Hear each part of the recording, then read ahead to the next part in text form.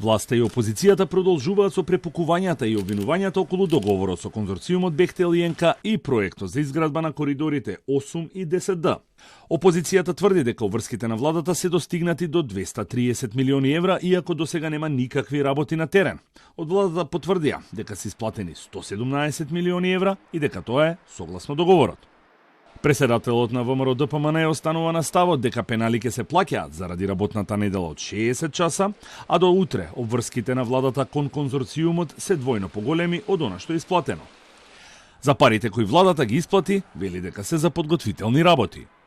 Според договорот е предвидено 117 милиони евра да се платат за подготвителни работи и подготовка на градилиште. И тие се предвидени да бидат исплатени во два наврата.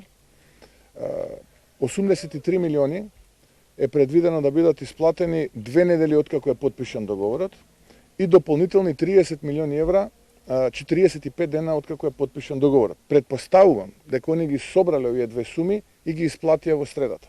И таа сума која што треба да се плати по еден основ е минимум 53 милиони евра.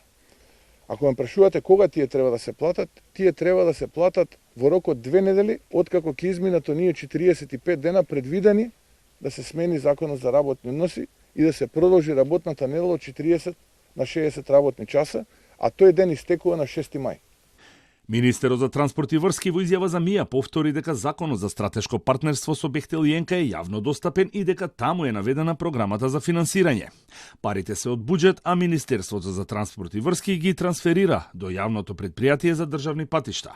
Првиот трансфер кој бил направен е во износ од 7,2 милиарди денари или 117 милиони евра.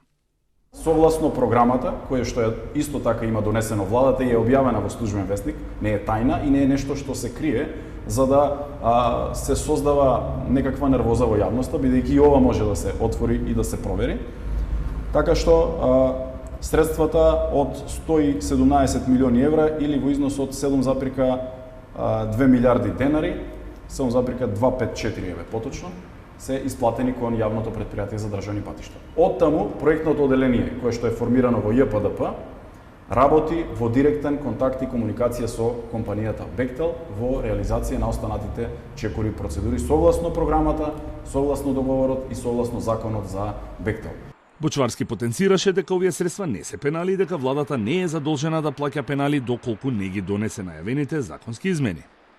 Според Бочварски, иако нема механизација на терен, реализацијата на проектот е почната со испитување на теренот и проектирање на трасата.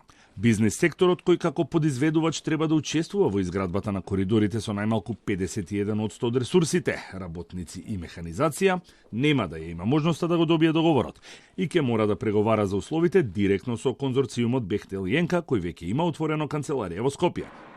Од владата нема одговор зошто управувачкиот комитет и дебело платените консултанти не ги штитеа интересите на државата и преговараа за договор со две варијанти: поевтина со законски измени и поскапа без законски измени.